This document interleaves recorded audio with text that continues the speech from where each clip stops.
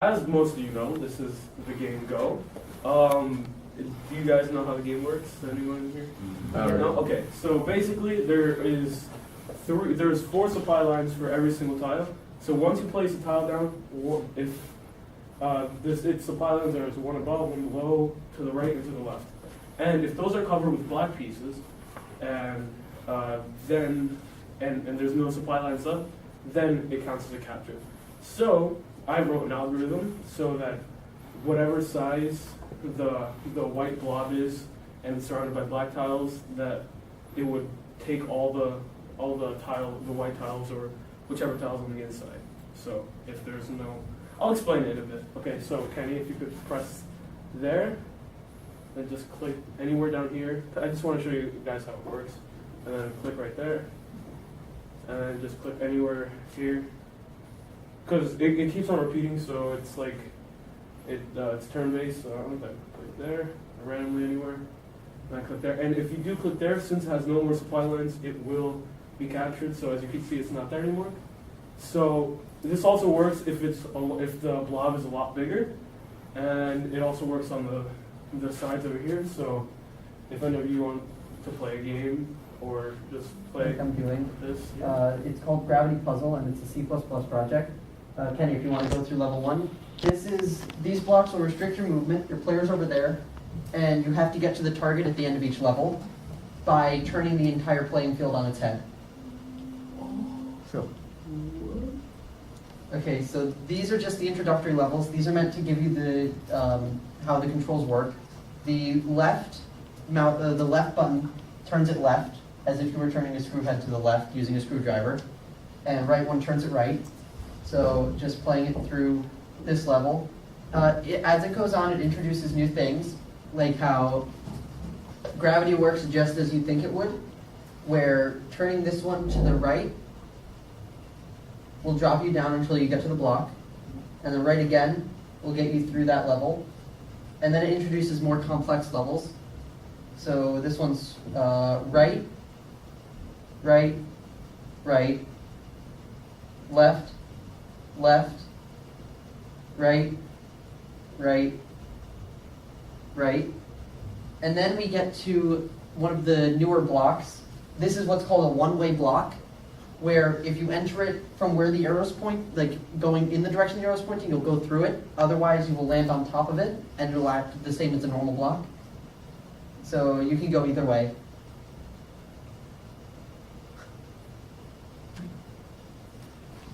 Then we get to the teleporters. There can be multiple teleporters within a level. The colors correspond to which one you'll go to. I don't have any levels set up with multiple teleporters right now, but I do have another one showing off a little bit more of how it works. So this one utilizes one-way blocks to force you to move in a certain direction. So if you go into the teleporter, and then follow the direction of the one-way blocks,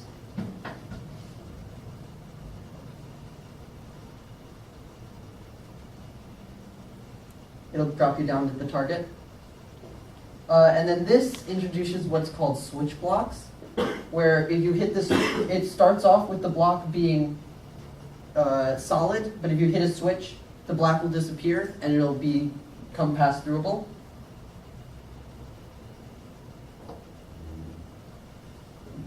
And you win. That's it. No. B. C. Right. It's B. It's B. It's A. B. D. It's B. It's B. It's definitely B. It's B. It's definitely not the side. B. The Garden of Eden. A. Underwater, he's gonna drown. He was born. That was my guess. Moses' son. A. No.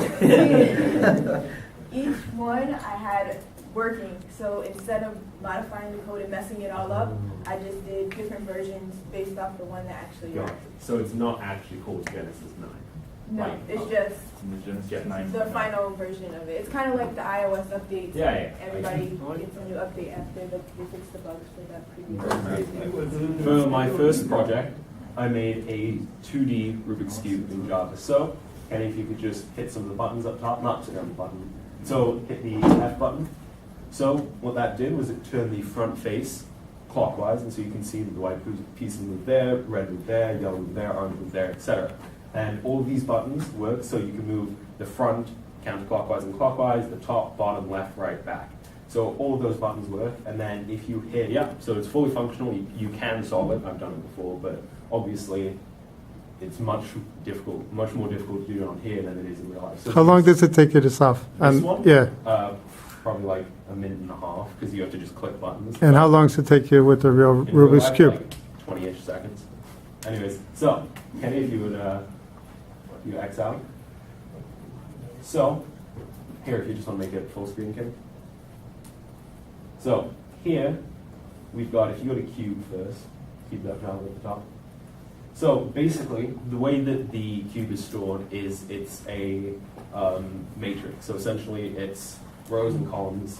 And you can see here, that is the best representation of what it is. Another thing that I made was Snake in Java. It's a very popular game. I'm sure you know what it is. Kenny is playing it for me, thankfully. So you can see it's got the usual look of green boxes on a black background. The little red cube represents the apple. And up here, you have your score, and you'll notice that when he does it, it kind of bubbles up to correct value. And obviously now, Kenny, if you hold in a certain direction, any direction, so just hold down a key, like hold down right, you'll see you get a speed boost. So that's just to save time, so you can do it very quickly. And also, Kenny, if you just want to kill yourself real quick, you'll see you die, it resets. So for my Java project, I did Hangman. So up here, there's 4 categories. There's states, state capitals, all towns in the United States. That's like 30,000, and presidents and vice presidents. So which one do you want to do? Where'd you get the file for towns? The United States Postal Service. Yeah, Zachary Taylor. Very nice. Wait, we did it. And if you're actually good, can you X out right here? Justify with the Z1. Alright, so let's try that again. So if you do states, Yeah, states. do states and easy ones. I'll show you what happens if you obey them. Alaska. Idaho, Iowa, Idaho is 5 letters. Chicago. No, He's from England, don't worry about it. Like A-E-R-S-T-L-N-E. What? You just, I don't you know. just said a lot R-S-T-L-N-E. of letters all at once. Just pick like common letters. A. Oh, it's Arizona. Wait. Yes. Yeah, Arizona. It's also a drink. So if you win, You win. you win. All right. Yay. Very good, guys. Eduardo's going to play it. So you just hit space and it goes up and you have to make it through the pipes. Yeah. So It's the hardest game in the world. there's also a high score. Ah, Alright, so this is made in the Unity engine with C Sharp.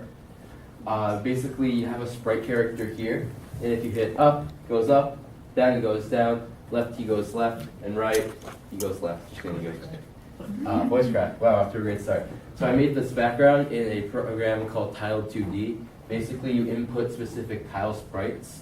So like there's one for a green, there's one for a tree, there's one for rocks. Then you can layer them on top of each other. But the bottom layer would be the paths and the grass, and uppers would be trees, rocks, and stuff. There's collision boxes installed on the character and objects. For example, you can't walk into a big rock, but you can into a small rock. Okay. We won't let you go in that, but we'll let you go in that. Same thing for trees. You can collide with the tree leaves, but you cannot with the tree trunks. Currently, I'm implementing the attack system as we speak. So, Kenny, if you would go up and touch your sword to the ghost would die. But now, there's a second ghost somewhere. He moves randomly, so it could be anywhere. If you try to go up, find the ghost, and the ghost hits you, as in not your sword, you will die. Map's huge. It's about 320 by 600 tiles. This is the end goal. Is this to be a multiplayer, straight-out attack RPG game where you'll create spawners for different kinds of enemies, be able to place those on your map and try to take as much territory as you can.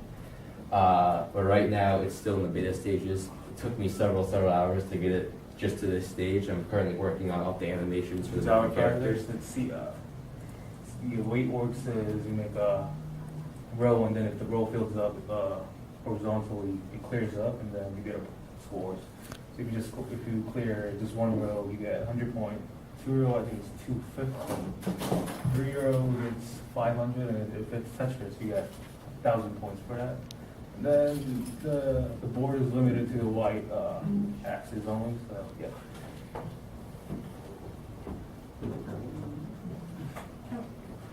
You rotate was up arrow, move with the left and right arrows, and you move down with the up down arrows.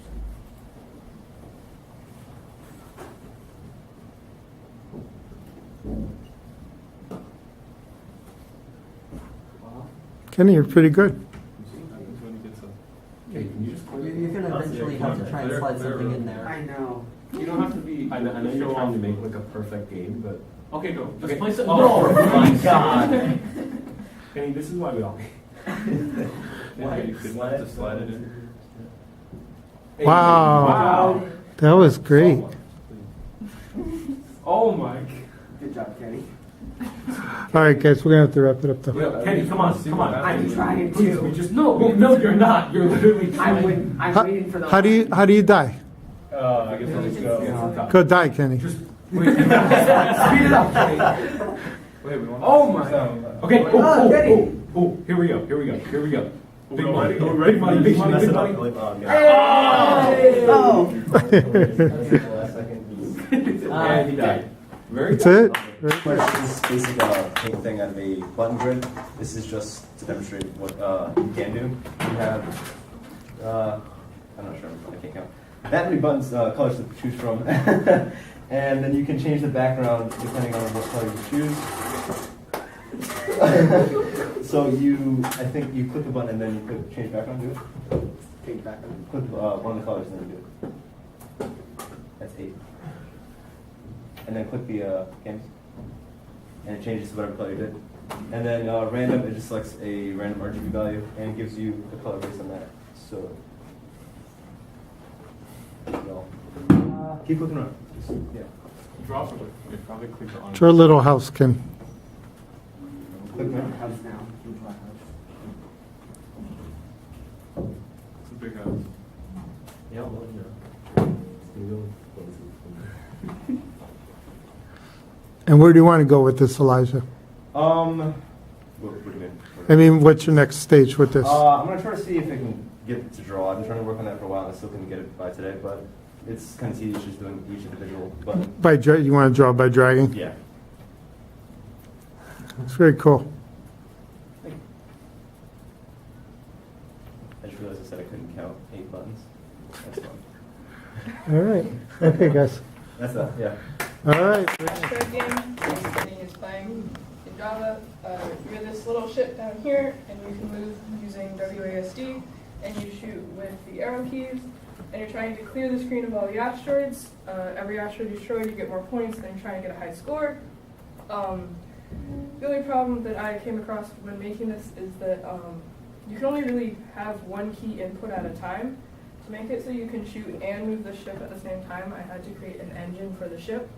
So now he can move while shooting, which makes it easier to deal with everything. And then after 2 minutes has passed, or Kenny presses the space button, the game will say you are over and tell you your score compared to the high score.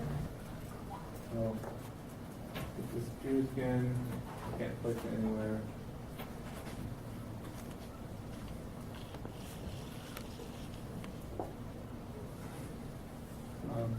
That's pretty much it. If anyone wants. It works? It fully works? It works fully works. You can get all the way to the end. It doesn't have a timer or something that pauses it once you complete it. So you can still take items out of the finish area up at the top where the aces are now, and then you'd be able to bring them back out and just lay your cards down in the playing area again.